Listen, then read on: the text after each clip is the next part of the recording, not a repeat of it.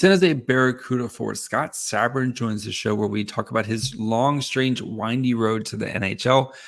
Plus, I also look at which Cuda players deserve a call-up and how the Sharks are going to do that here on today's episode. You're Locked On Sharks, your daily podcast on the San Jose Sharks. Part of the Locked On Podcast Network, your team every day.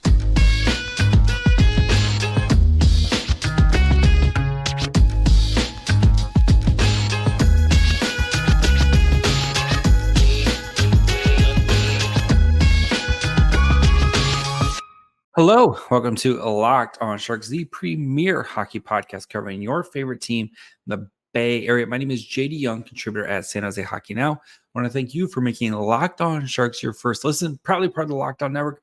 We cover your team every day. If you want to be an everydayer, all you have to do is just follow wherever you get podcasts, or you can watch this on YouTube as well. And today we're joined by San Jose Barracuda Scott Sabourin. We talk about kind of we get to know Scott a little bit more. Talk about his kind of strange road to playing in the NHL. Of course, I ask him about the photo. I show him the photo and just get to know Scott a little bit on and off the ice. Plus, at the very end, look at what the Sharks can do with their roster, which Cuda players I think deserve a call-up, and how the Sharks are going to kind of navigate these call-up slots. So without further ado, let's get to it with Scott Sabourin. And now we bring in San Jose Barracuda forward Scott Sabourin. Scott, how's it going, buddy? Good. How are you? Not too bad. Scott, I want to bring you on to kind of chat and get to know you a little bit better. And the first thing I have to ask is, when did you realize that hockey could be like a thing for you? Not for a minute. Growing up playing hockey, it was always fun. It was always a passion of mine, but it was about, hanging out with friends and getting to miss school on Fridays and, the fun part of hockey like that. Right. And then I didn't even really know I'd make it to the OHL, to be honest. So that was a bit of a surprise to me. And then, things started going well. And then as a 20-year-old, I was able to sign a pro contract. So that's when things got a little more serious. And we haven't looked back since then. You mentioned, right, you kind of, signing a pro contract after your AHL, after your OHL. You played for 8 AHL teams and 3 NHL teams in your career. What's the biggest lesson you've learned during that time? I'd say to just enjoy every day. You never know, what's coming next, and there's always lots of change in a locker room. So enjoy your teammates, enjoy your time, and enjoy this time of your life because it goes fast. It feels like just yesterday, I was a rookie in the league, and now we're going on year 11. So, growing up, who was your favorite player? Since you're a little bit older, a lot of the guys I ask that's always like Sidney Crosby or Ovechkin and stuff. Who was your favorite player growing up? Yeah, like I grew up watching Joe Sakic and Peter Forsberg and that Colorado Avalanche team. I thought they were pretty cool. And then like locally, as an Ottawa boy, I liked watching Alfie. I liked watching, Chris Neil and his physicality. And so I can't say I had one favorite player in particular, but there was a group of them that I liked watching. Yeah, see, I grew up, I'm actually a little bit older than you. Eric Lindros was my first, I love watching Eric Lindros. Yeah. Eric Lindros, just because you never saw anybody like him, he was just such a different guy. He was my first. So it's kind of nice to hear some of these guys that I kind of grew up watching. It's good to hear that. So again, you played for a fair amount of teams. Do you actually have a jersey from each team you played for? Yeah, at the end of every season, the team gives you a jersey to go home with. And so, I guess if I go home, my basement's getting pretty full with jerseys. We'll be able to have a good pond hockey day, one pond hockey game one day with all the jerseys if we want. So, it's pretty cool. It's a nice little memory, and it'll be cool to look back on it, later down the line. You can go maybe the Ryan Fitzpatrick, where he has his family. They're all wearing his the different jerseys from all the teams he played. Yeah, exactly. Who do you have a favorite one? At least one that you're okay, this is the coolest looking jersey I have. There's lots of cool jerseys, but I mean, I guess like making it to the NHL was kind of the coolest moment for me. So I'd have to go with that, Senators jersey. But I didn't mind the jerseys in Iowa, like the orange, or sorry, oh my God, orange, the green. Mhm. I thought the Gulls kind of had some cool San Diego, Southern California look to them. But I also really think our jerseys here are cool, right? The teal is an awesome color and is fitting for California. So I'd say I got lots of favorites. There's lots of nice jerseys out there. As long as we have so many red, white, and blue ones, it's nice to wear something different. And yeah, Yeah. the Iowa ones, they do a very nice job with the Iowa ones this year, or in previous years. So you mentioned you're from Ontario, but you've played a lot of hockey here on the West Coast. Is that something that like you like just playing on the West Coast, or just kind of keeps working out that way, or how do? Yeah, I feel like it kind of just keeps working out that way. For the start of my career, I was in New Hampshire, and then that division moved out to California, right? So then I moved into Ontario, which was LA's farm team, and that kind of got me started on the West Coast. And then I think once you get into a division and a couple teams see you, you kind of bounce around there a Mhm. little bit, and then once you wear it, you're welcome. You get out of there and you head to another one, and then I guess it comes full circle and you come back out. So yeah, right now I'm enjoying the West Coast. It's a little easier for us in the winters, and I got two young kids now and my wife here, so they enjoy the warmer weather over the winter and the grueling cold for sure. So yeah, it's been good. It's also the best area. It's the best place to watch sports. Nothing like for me, like Sundays, you just watch football from like 10 a.m. to 8:30 or whatever. Like watching sports on the West Coast. I don't know how I can't. I really grew up on the East Coast. I don't remember. I can't remember how I used to just do that. I don't know how people do that. It's Yeah, way it's better to watch great. sports on the West Coast. Um, Absolutely. so you're you mentioned you're from Ontario, kind of what was it like playing for the Maple Leafs and kind of going back playing for the Sens? I know they're a bit of a rivalry between those, but kind of those teams are kind of local teams for you. What was it like kind of to play for those guys? Yeah, it was awesome. Well, getting my start with Ottawa was really cool. It was a busy time because I had lots of friends and family and people trying to get out and see me. So along with that, and mingling with your teammates, it made for some busy times. But I wouldn't change for the world. And then getting to Toronto, who, like you said, is a rival, it was very different, especially coming from Ottawa the previous year. But they welcomed me with open arms, and they were great to me there too. And it was a great organization and a good opportunity, and it was pretty cool to put that blue jersey on. You'd been watching them for a long time, and it was definitely pretty special. Uh, you also played for the Stockton Heat.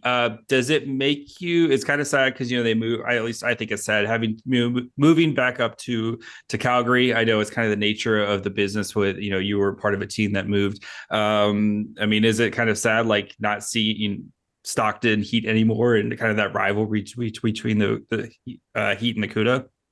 Yeah, yeah. I mean, we just got to drive a lot further to see them now, right? We head into Calgary, but yeah, I enjoyed my time in Stockton, and a lot of people might think otherwise, but again, there was no winter.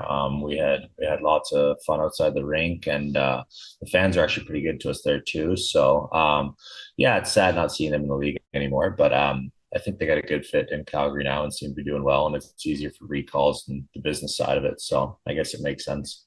Yeah, I mean, I think from the business side of it, I think teams, even the Barracuda 5 years ago, they were out on the East Coast, and now I think it just makes it so much easier for kind of the business side of it and kind of keeping an eye on the prospects and all that fun stuff. But yeah, Yeah. it is sad not having kind of the Stockton just kind of right there. So being an AHL vet and kind of a mentor, right? Especially you've kind of being around this long, you're brought onto teams to kind of help with some of these younger players. What does that mean to you to be kind of one of those guys?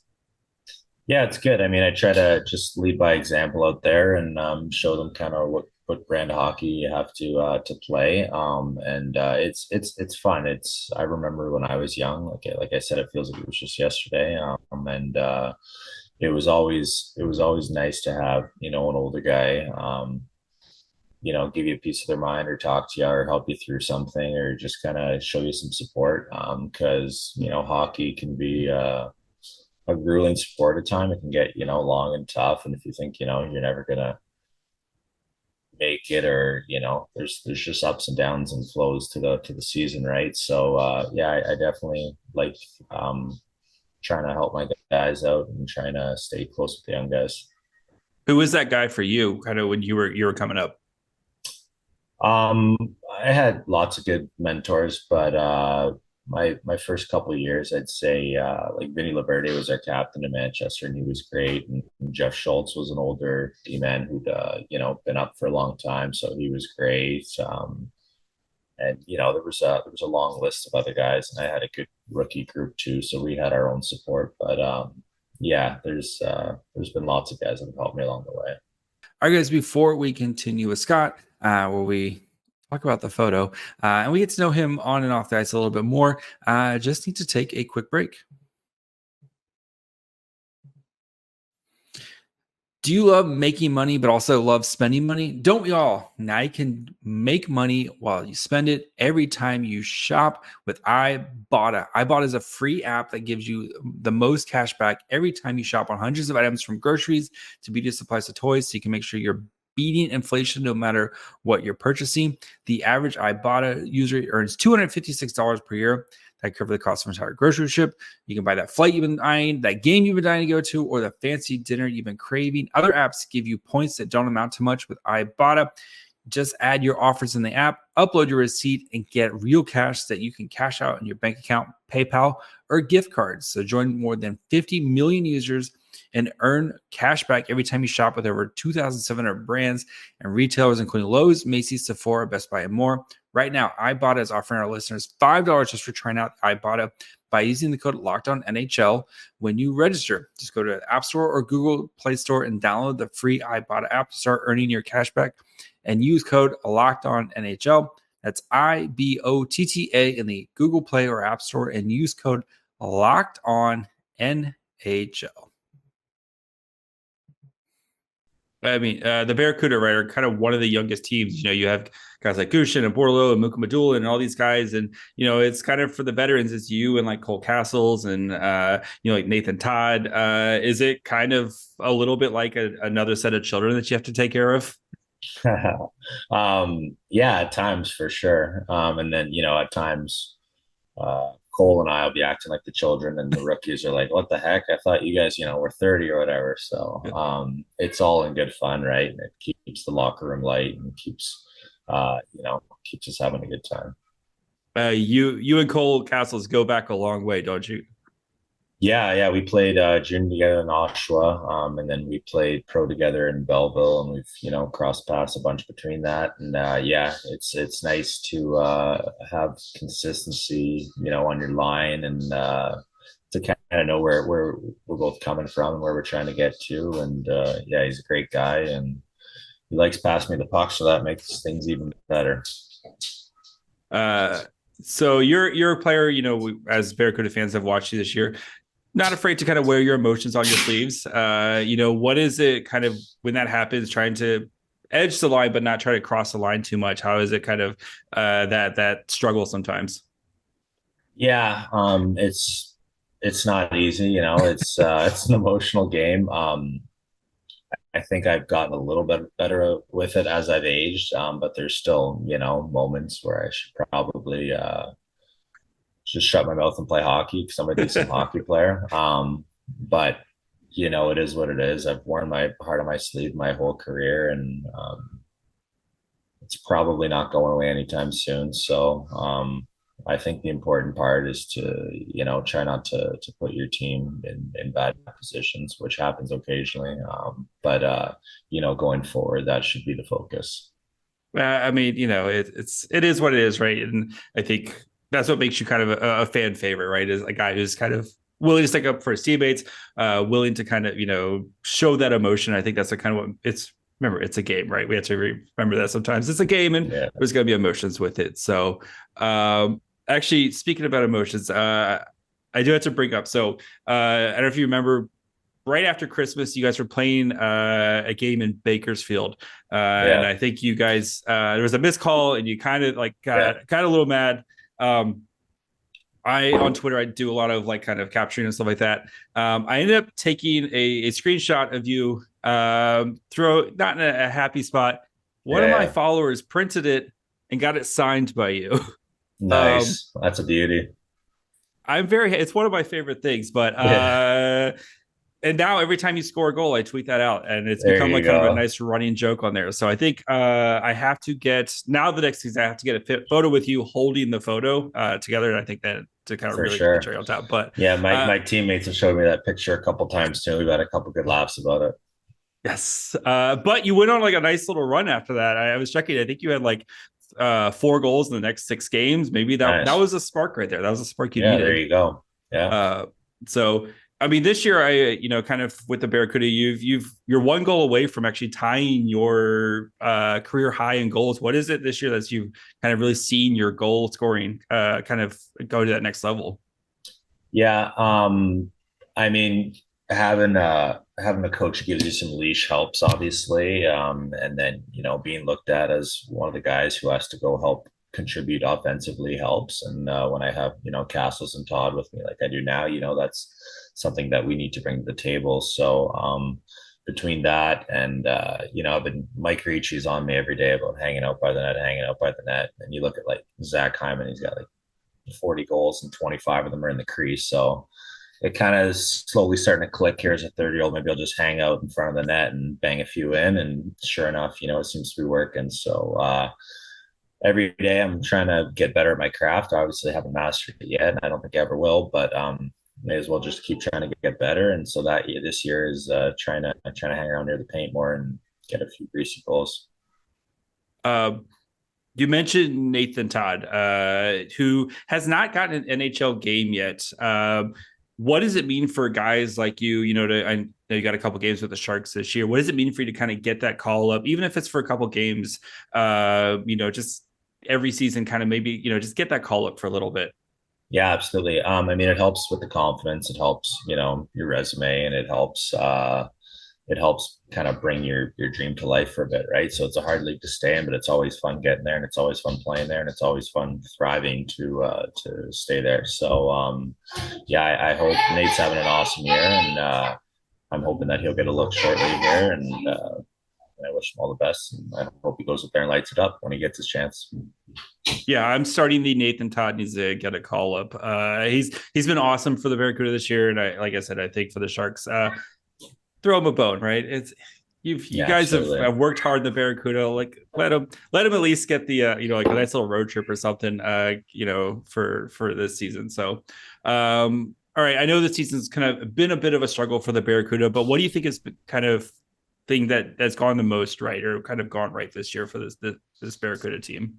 I mean, we got a good locker room in there. We got a good group of guys, and we've had some bad luck, and we've had some moving parts, and we haven't quite been able to piece it together. But I think at the end of the day, at this time of the year, you just got to put your best foot forward every night. You got to come out and you got to compete, and you got to have those building blocks in place we've been working on all year. Systematically, and an effort and passion, and just try and continue to get better, right? Like every night we're just trying to get better. We're trying to win hockey games, and at the end of the year, we'll see what happens. We'll see where that leaves us. But there's always people looking, whether it's your team or other teams or other scouts or, everyone, right? So you can't take nights off, and you got to commit to working and trying to win hockey games. All right. You mentioned the Cuda jerseys earlier. So why don't you rank them? Which one's the best one between the three? You have the gray one, the white one, and the black one. Which one's your favorite? I think the grays are really cool. So I'll put them in the one hole. And then I think the black, we look mean in it. So I like that. And then the white's an awesome jersey too. So it's really, it's tough, but I guess that's how I'd have to rank them. I like these specialty jerseys, the Tiga, the purple ones. Those ones are really nice. Yeah, those are fun. I really like the Christmas ones this year. They knocked it out of the park with the Christmas ones. So yeah. All right. What is your kind of game day prep look like? Are you a superstitious guy, a little bit stitious guy, or a let it flow guy? I have a routine, but if something comes up and things change, I'll still be able to play and hopefully have a good game. But it's pretty simple. My standard breakfast would be, maybe eggs and a smoothie on game day. Then I'll go to the rink and we'll either be skating or not skating. So that's one way it can differ. And then we'll grab some salmon and some veggies and a grain and come home, and my wife will for here. She'll usually help or make some pregame for me, which is appreciated. And then I'll shut it down for an hour or two. And then I'm up and at it. I like to get to the rink early, around 4:30 for say 7 o'clock game, and start getting the body moving, play some soccer, do my warm up, and then next thing you know, we're on the ice and we're at it. As you get older, you notice you need a little bit more of that warm up time. Yeah. I think my body's in a good spot. Right now I'm trying to kind of reverse this aging here, but it's definitely, you notice it. Then for when you were 20, you could just have a coffee and get on the ice. And now, I got 30 minutes of deliberate movements and warm up stuff and things that I got to keep in line to make everything move the right way. I know you have kids. I have kids as well. Trying to get that nap. I know some days are a little bit better than others with trying to get the nap with the kids, right? Yeah, absolutely. It's not always easy, but my wife does a great job here of, keeping them busy and entertained and away from daddy's bedroom. So that helps. All right. And I assume also as a Jeff kids, there's coffee is a must have for game day. Yeah, absolutely. I get a large Americano in me around 4:30 p.m. and that usually gets me through the night pretty good. I was gonna say hot or ice, but it sounds like you seem like a very hot Iced. every. No, Yeah. iced. I love iced. Yeah. That's Easier to drink down to get down. I find, it's just chug it and get to work. That's fair. Okay, what question I ask every hockey player: socks and skates. Are you a monster who does not wear socks with your skates? No, I wear socks. It's a little comfier. You're not sweating them up and greasing them up. And also nowadays, we have like the Kevlar enforced socks, right? So just to kind of keep your Achilles safe, and so I wear those just to kind of prevent injury. All right, Scott, thank you so much for your time. Best luck for the rest of the season. Hopefully get another call up here soon. And Nathan Todd, let's get Nathan Todd up on the Sharks, at least for a game. Let him do his initial debut, right? Absolutely. All right, thanks, thank buddy. you very much. Appreciate it. All right, guys, before we finish up, when we talk about kind of the CUDA roster, which players deserve a call-up, and how the Sharks are going to do it, just need to take a quick break. Did you know that even if you have a 401k for retirement, you can still have an IRA? Robinhood is the only IRA that gives you a 3% boost on every dollar you contribute when you subscribe to Robinhood Gold. But get this, now through April 30th, Robinhood is even boosting every single dollar you transfer in from other retirement accounts with a 3% match. That's right, no cap on the 3% match. Robinhood gets you the most for your retirement thanks to their IRA with a 3% match. This offer is good through April 30th. So get started at robinhood.com/boost. Subscription fees apply. And now for some legal info. Claim as of Q1 2024, validated by Radius Global Market Research. Investing involves risk, including loss. Limitations apply to IRAs and 401ks. 3% match requires Robinhood Gold for 1 year from the date of the first 3% match. Must keep Robinhood IRA for 5 years. 3% match on transfers is subject to specific terms and conditions. Robinhood IRA available to U.S. customers in good standing. Robinhood Financial LLC, member SIPC, is a registered broker dealer. Thanks to Scott for joining. Really fun conversation with him. Kind of, good pal, kind of, with the photo and everything like that. So, but kind of wanted to look at which CUDA players are deserving of a call up here.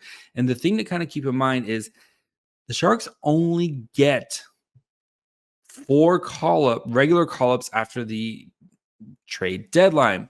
They do have emergency recalls, but you can't just call people up on an emergency recall.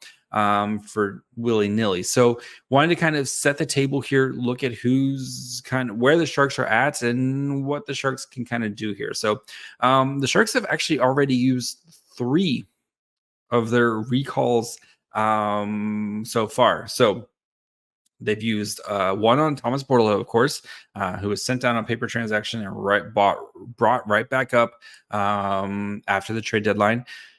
They also used one on Devin Cooley, who's going to be the backup goalie for the rest of the season. So when Magnet, and then they've also used one on Jacob McDonald, who was brought up on March 9th after the Sharks kind of dealt with some injuries on the blue line. So as of right now, you have Ty Emerson, who's out. Matt Benyon, of course, is done for the year. Yeah, Mackenzie Blackwood and Vida Vanacek, who are both out. Vanacek's done for the season. And Logan Couture, who's also done for the season. They did do an emergency recall for Magnus Krona. So you can emergency recall if you can't kind of field a team. And with goalies, right, you have to have at least 2 on the roster. So what the Sharks have done is they've done a emergency recall or an emergency loan on Magnus Krona. And he is basically going to hang out until the injury crisis is over. So basically once Mackenzie Blackwood is cleared, ready to go, Magnus Krona will be sent back down to the Barracuda. So this leaves the Sharks with 1 more slot that they can recall. But there's some kind of maneuverable ways around it, right? What you can do basically as the games start to wind down here is you can just kind of put people on IR. So if guys are kind of beat up or hurt or whatever, if there's like 4, 5, 6 games left, you can just put them on IR and say they're done for the season. And once your roster kind of gets down to the 12 and 6, where you need to start you need to have extra bodies on the ice, then you can emergency recall some of these other players. And with the Barracuda most likely not making the playoffs, like it's okay to try to kind of get some of these guys right up on the Sharks to try to see what they look like. So let's kind of look at the guys who I think are worthy of a spot. Now, I'm curious to see right now, as of right now. So I'm recording this Tuesday night. So if there's any crazy transactions on Wednesday, I apologize. But, with the Sharks, right, you have Hoffman missed the last game with an upper body injury. Remember, he got hit in the face with a puck. So that doesn't seem like long-term. So that's why they probably, and especially because they're on the road right now. And I don't expect them to kind of make any decisions until they get back home. When they get back home, they're going to have about a dozen games left, if I do my math correctly, to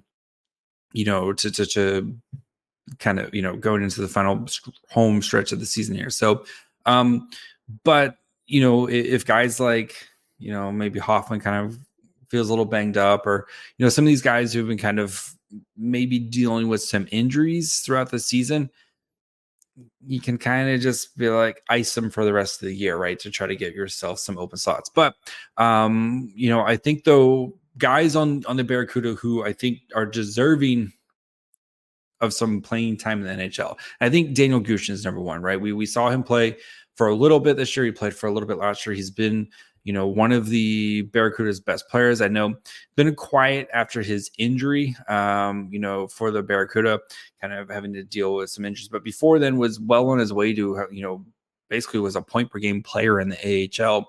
I know he's kind of still working his way back from some of the injuries right now. But if he's healthy enough to kind of go, I would like to see him get a nice run here at the end of the season. And I know you already have Bortolo up there, and maybe you don't want another small winger, but like I would rather see Gushchin getting playing time with like Granlund and Zetterlund than, Alexander Barabanov, who's not going to be here. Like he's basically said, like there hasn't been much of a contract talks, and he wants to go try to play winning hockey again. So that's fine.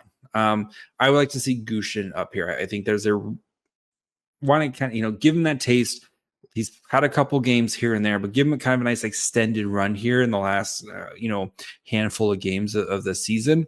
Let him kind of get his feet wet so that way he can kind of know what he needs to do to make the roster going into next season.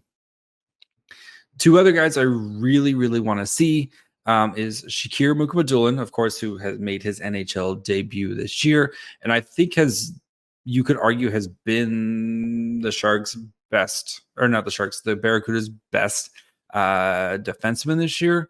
And like this one, you'll have to probably play some shenanigans, whether it's Jan Ruda, who's been kind of dealing with some injuries, maybe, Ty Emerson, who's dealing with the laceration, just like doesn't come back. Whatever. If somebody, you might have to kind of finagle it a little bit here to try to get him on the roster. But again, you can kind of emergency recall him if somebody continues to be hurt. I want to see him again. I thought he looked good in the handful of games he played going into the trade deadline. I want to see if he can kind of, again, I expect him to be a full-time NHL player next year. Let him kind of come in. I know the power play has been working really well right now, but let him kind of quarterback that power play too, which I know Jacob McDonald's been doing right now, but like let him kind of come in and help establish himself. Again, that way you kind of know what he's getting into for next year. So he is a guy I really want to see. And then the other, of course, the big one is Jack Thompson, who you just acquired from the Anthony Duclair deal. I know Jack Thompson's played one NHL game and he just got here. And I can see why maybe you would want to maybe let him stay in the AHL, let him get used to the system, right? It's so much going on of kind of going from one team to another in such a quick period of time. I can kind of get that. But again, the Sharks don't really have any right-handed shots on the roster. And I, again, want to see Jack Thompson play some NHL games here at some point. So maybe like you play Mukhamadullin for a handful of games and then you bring up, send him back down and then bring up, Jack Thompson for a couple games. You could, a little bit of shenanigans there going on with some of the roster stuff, but those are three guys who I think as Sharks fans, we want to see play in the NHL this year because those guys are like going to be, I think, big parts of the team next year. We're going to be spending a lot of time this summer talking about where those guys fit in, what they can do. And as the Sharks have a lot of holes to try to fill this offseason, it would be nice to kind of get a nice little taste of what you could potentially getting with them. So that's going to be it for me today. We'll be back tomorrow with a recap of the Penguins game. Might have something special in the hopper for you there. And then go get an episode on Saturday night for the Blue Jackets. Blue Jackets game as the Sharks have a back-to-back this weekend. So we'll do an episode Saturday night, and then you'll get one Sunday night after the Blackhawks game as well. So make sure you guys are following wherever you get podcasts. And of course, you can watch on YouTube as well. You can follow the show on Twitter, Facebook, and Instagram at Locked On Sharks. Follow me on Twitter at MyFryHole. Until tomorrow. Bye, friends.